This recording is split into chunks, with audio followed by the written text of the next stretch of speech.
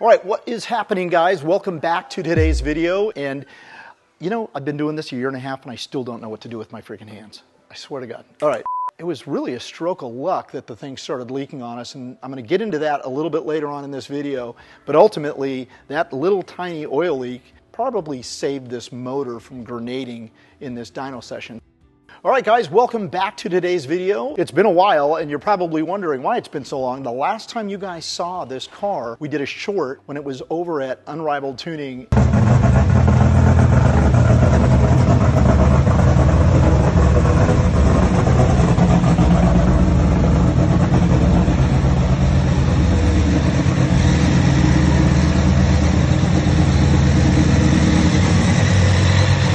We didn't get very far into our dyno tune because during the whole entire process, an hour of getting it prepped and ready, realized that the idle was pretty high and it developed an oil leak, and we obviously couldn't move forward with completing the dyno session. So we had to pull everything off, run the car back to our shop, and once it was at our shop, we discovered quite a few things. More on that later in this video. This has been a super busy couple months for us. Yeah, I have to check. Maybe I don't have power. We've got literally 2 months to be out of this facility. We've been trying to wrap up as much as we can. We were prepping for SEMA. SEMA's now behind us. The Corolla GR was just extremely well received. We were really excited about that. But now, back to the Toretto Charger. While we're waiting for this engine to come back, because right now it's sitting over at Hawaii Racing, we've decided to actually take advantage of some downtime, and we're addressing all the little flaws with the paint. We're going to go over the car, fix some little dents, some little scratches. We're going to address the drip rail moldings and the actual drip rails themselves, the caulking. We're ripping all of the old caulking out. We're installing new caulking, and we're going to paint the entire roof quarter panels again, and we may even blow some paint on the doors to address some other little flaws in the paint. Of course, most importantly is the hood. In previous videos, Adrian just did an amazing job fabricating and customizing this hood so that it'll open and close and clear this massive Enderley buzzard catcher. I have this sitting here for a reason. I'm going to show that to you in a minute. Let's real quickly kind of go into detail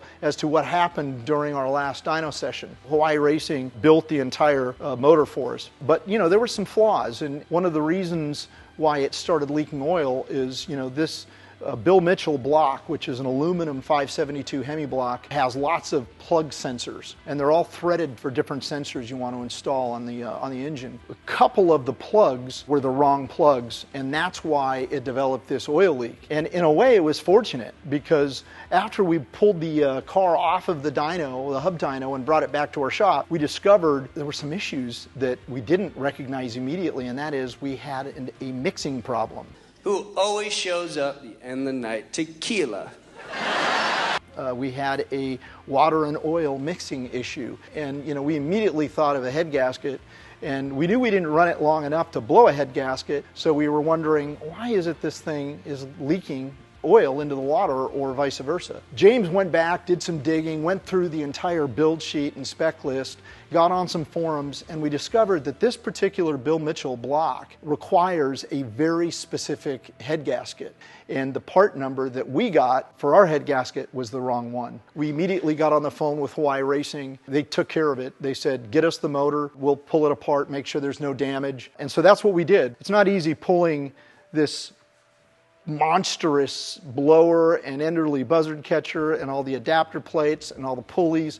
Fortunately, they went through the entire block. They changed all the bearings as a safety precaution. There was no wear, there was no damage. They did recognize that they used the wrong head gasket. We had to order a special head gasket. We'd been waiting for a couple weeks for that to come in. That has now come in.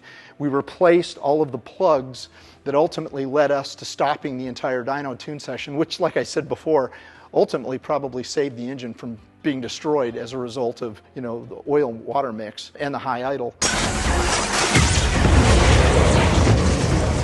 And as soon as it's done, we're going to reinstall all the parts. James fortunately has found a tuner that's willing to tune the car for us. Initially, we talked about doing a engine dyno test on it. Hawaii Racing did say they're going to throw their own intake and carburetor on our block and they're going to do a bench test run on it to make sure everything's copacetic and there's no issues, which gives me peace of mind. It's something we didn't do when we bought it and acquired it originally from Hawaii Racing, so that'll be kind of peace of mind. Being that this is a fuel-injected system, we had too much air intake. So one of the things that we did, James got on the phone with one of the tuners that's going to tune this car once you get the engine block back from Hawaii Racing. We're going to have to put a separation plate inside the Enderley buzzard catcher to block off some of the air intake. Let me show you what we're doing. The adapter plate that actually raises this buzzard catcher up, I think it's 2.5 inches, is in another box. I didn't feel like pulling out. We're sending this off to BDS. I believe it's BDS. I'm not sure. James actually knows about that. They're going to install a plate that fits inside and channels and removes pretty much one of these intake holes. You're not going to be able to tell, but essentially there's going to be a plate in between one of these holes, reducing the amount of airflow and allowing the idle to come down to a much more suitable amount. And then from there, we're going to put the car back together, reassemble everything, and it's going to be off to a tuner. I wish we had a lot more time to get this done, but you know, with the move, with SEMA, with all the other projects, this is what happens. And of course, we're waiting for some of the parts to come in so that we can complete this. And we're kind of at the hands of Hawaii Racing, ultimately providing us with the engine. But you know, I will say, look, Hawaii Racing is completely standing behind this. This was an extremely expensive motor that we bought. I'm just thankful that these guys are stand-up guys and are willing to quickly address the issue, which is amazing. So, you know, thanks so much to those guys. You know, this stuff happens when you build cars like this. Ultimately, you don't know. You know, this is what happens. So with that being said, don't forget to like, comment, and please subscribe if you're not a subscriber. You know, we've got a lot of future content coming. We have lots of new cars that we haven't really shared with you guys yet. A lot of other builds. We have our Too Fast, Too Furious Skyline that we're still gathering parts for, but the parts are really piling up. We're getting really close to start a video on that. We didn't want to do what we did on the very first Super build. We don't want to have this take years to actually show you. So the Too Fast, Too Furious Skyline should be kicked out pretty quickly once the last of the parts arrive. Thanks for tuning in. We really appreciate the support. And, you know, please give us a comment. Tell us what you think about this build. And I'm just going to share one real quick thing with you guys. There is another Charger coming. And I'll explain why in another video. But we are doing another Toretto Charger. Are you serious?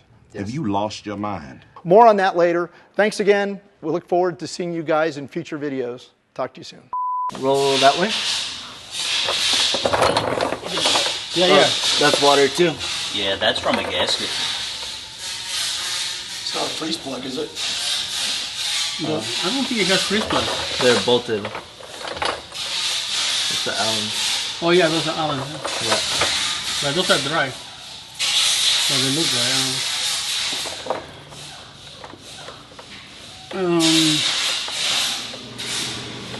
Supposed to have metal hiccups here, right? It does. I mean, it went to 220. That's not hot. No. When? At the dyno? Yeah. Oh, that's not hot. It was leaking the top of the, you know, the thermostat. And then, you know, this thing started going tack, tack, but that's Yeah, it's shrinking and yeah. expanding. Okay, I don't know. I don't see no oil coming out. I see, yeah, the cooling.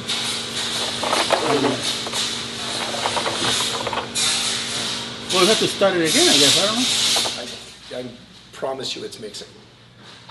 I mean, unbelievable. Can run 20 minutes. I didn't check the radiator fluid, but I'm assuming it's mixing that end. Well, the last time we just put water because that was leaking.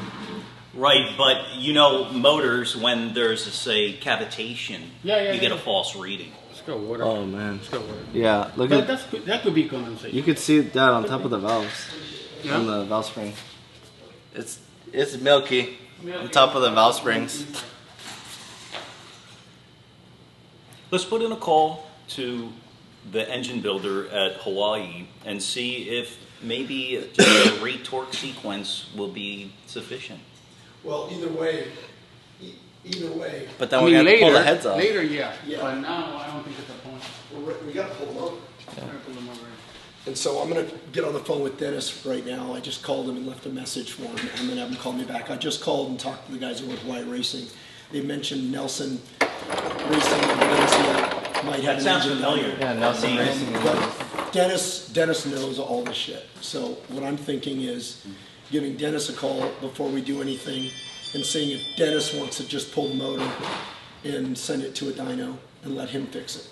Because we have Have to change the head gaskets at least to start. Yeah. It doesn't. It's really shocking if it only went up to 220. I think maybe it's not torqued well enough, or I don't know. or something. Oh, but you can see Look it. at the see it. top of the hat. Well, at least we caught it early. How long did it run over there at Danny's? Danny's probably all in all maybe 25 minutes.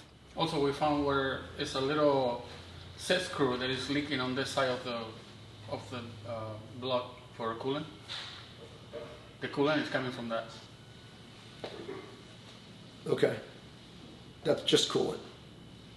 Yeah, well, at this point it's water because we put water, but yeah. Okay. No But oil. that still doesn't explain why there's water in the oil. Yeah, yeah. No. Is there water wetter in there or just water? It was at one point, but then when I have to fix this, and all the water, was leaking and Okay. came out, so we just put water. So over it's there. just distilled. But it was right water now. and water with it. Okay. It wasn't coolant. We never put coolant. I mean, it's pretty obvious. One would figure it's an oil head gasket for sure. More than likely, it's a head gasket. What else could it be? Is there a journal that crosses over that would allow a mix to happen? It's hard for any of us to say because we're hard. not familiar with the It's hard because I don't know 572. the block, like we were talking, if the block has an oil passage next to a coolant passage and that fell, then yeah, it's mixing, I mean, going through the whole thing is just basically take both heads out and just see if you see any, the gas, because the bottom end of the motor is nothing wrong with it. Right, yeah. It's just that if it's like head gasket problem or what it is. Well, this is going to have a very big challenge idling, which we knew from the beginning. Look at that. There's just condensation on this There's nothing one. on this side. Yeah. It's on that side. That side's worse. This just looks like normal condensation to me. It's not even mixed.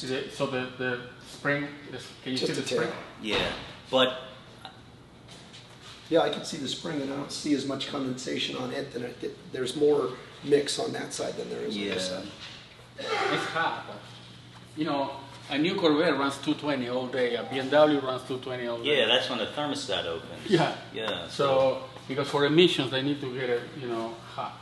The problem is that they got to clean all that shit out of there. You got to get all the water, all the bad oil out now. You could just Not run an oil necessarily. change You through run it. a couple oil changes. Yeah. and it'll be gone.